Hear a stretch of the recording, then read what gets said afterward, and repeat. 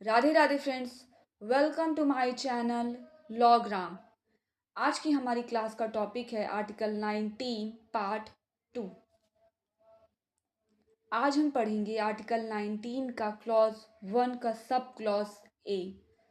जब भी आप कॉन्स्टिट्यूशन के इस सब क्लॉज को पढ़ेंगे तो उसमें सिंपली लिखा हुआ है freedom of speech and expression, but दो चीज़ें उस सब क्लॉज में इंक्लूड होती हैं। पहली freedom of speech and expression, जो कि तो आपको दिख जाएगी, एक्सप्रेसली लिखा हुआ है। और दूसरा डेमोक्रेसी। ये जो सब क्लॉज है ना, ये गारंटी देता है freedom of speech and expression की। अगर मैं freedom of speech and expression का सिंपली बताऊं आपको कि क्या मीनिंग होता है, तो इसका मतलब होता है कि हर एक व्यक्ति को अपनी जो भी आइडिया है, जो भी बात है, जो भी ओपिनियन है, उसे कहने का, उसे एक्सप्रेस करने का हक है, फ्रीडम है। अब बात आती है कि ये जो सब क्लॉज है, ये क्या इसका पर्पस होता है। तो इसका सिंपल ही पर्पस होता है कि हर एक इंडिविजुअल को एक राइट मिलता है कि वो अपने आप को एक्सप्रेस कर सके। ये कहीं ना कहीं उन्हें हेल्प करता है, एक वे बताता है, एक राइट देता है उनको। अब बात आती है कि एक व्यक्ति अपने आप को एक्सप्रेस किन किन मोड से कर सकता है, मतलब किस किस तरीकों से वो अपने आप को एक्सप्रेस कर सकता है। तो वर्ड से, पिक्चर्स से, राइटिंग से, प्रिंटिंग से, और कोई और मेथड से भी। ये जो लिस्ट है ना, ये एग्जॉस्टिव नहीं है। ये सर्कमस्टांसेस जैसे जैसे आते जाते हैं ना, वैसे वैसे इसमें इंक्लूड होता जाएगा। अब बात आती है कि डेमोक्रेसी की, जो मैंने बोला कि वो इम्प्लिसिट है, लिखा हुआ नहीं है। हमें जो ये सब क्लॉज है, इसमें एक और राइट इम्प्लिसिट है, वो है राइट टू नो। और ये राइट टू नो है ना, जब हम वोट देने जाते हैं, जब भी आप में से कोई भी वोट देने जाता है जो भी एलिजिबल है, उसके पास ये राइट होता है कि वो जिस भी कैंडिडेट को, जितने भी कैंडिडेट खड़े हो रहे हैं इलेक्शन में, उन सब के बारे में उनकी हिस्ट्री जानने का हक होता है। तभी तो हमें पता चलेगा कि हम जिन्हें दे रहे हैं वोट, उनकी हिस्ट्री क्या है। इसी तरह से हम सही व्यक्ति को चुन सकते हैं। अब हमारे पास एक राइट टू इन्फॉर्मेशन भी होती है, वो भी राइट होता है। वो राइट ना राइट टू नो में ही इम्प्लिसिट होता है। एक एक्ट है राइट टू इन्फॉर्मेशन एक्ट।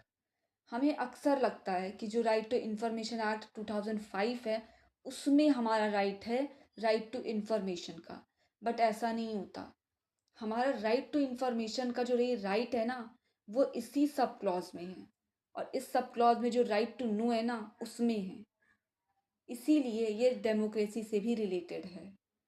अब बात आती है कि मैंने आपको इससे पहले की वीडियो में एक बात बताई थी कि कोई भी फ्रीडम का राइट एब्सोल्यूट नहीं है, उसमें रेस्ट्रिक्शंस लगी हुई हैं। जो ये आर्टिकल 19 का फर्स्ट सब क्लॉज ए है, वो हमेशा पढ़ा जाता है क्लॉज 2 से। और ये जो क्लॉज 2 है, उसको एक अमेंडमेंट के थ्रू ऐड किया गया था, फर्स्ट अमेंडमेंट एक्ट 1951 में। ये जो क्लॉज है, ये स्टार्ट होता है नथिंग से। मैंने आपको कई बार नथिंग टर्म का मीनिंग बताया है कि अगर इस क्लॉज में कुछ भी लिखा होगा, वो प्रिवेल करेगा, चाहे हमारे पास सब क्लॉज ए में फर्स्ट में कितने भी राइट्स क्यों नहीं दे रखी हूँ, बट प्रिवेलिंग यही सेकंड क्लॉज होगा। अब बात आती है कि इस सेकंड क्लॉज में लिखा क्या है। ये जो सेकंड क्लॉज है ना, ये स्टेट को एक पावर देता है कि स्टेट लॉ बना सकती है, और उस लॉ के थ्रू ये जो राइट है, उस पर रीजनेबल रेस्ट्रिक्शंस लगा सकती है। अब ये जो रीजनेबल रेस्ट्रिक्शंस हैं, ये इनका ग्राउंड क्या होगा।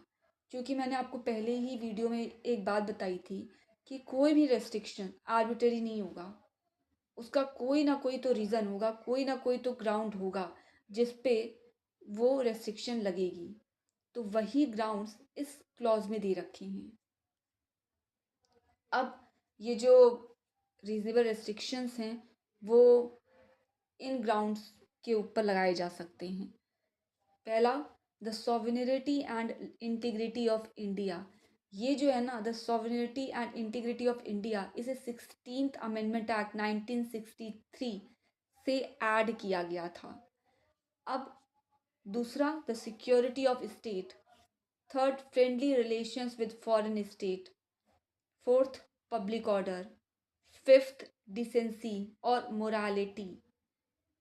Sixth, in relation to contempt of court. Seventh, defamation और इंसाइटमेंट टू एन ऑफेंस। ये ग्राउंड्स हैं जिन पर स्टेट लॉ बनाकर रेस्ट्रिक्शंस लगा सकती है। मुझसे जुड़े रहने के लिए please do and subscribe my channel Lawgram. Thank you so much.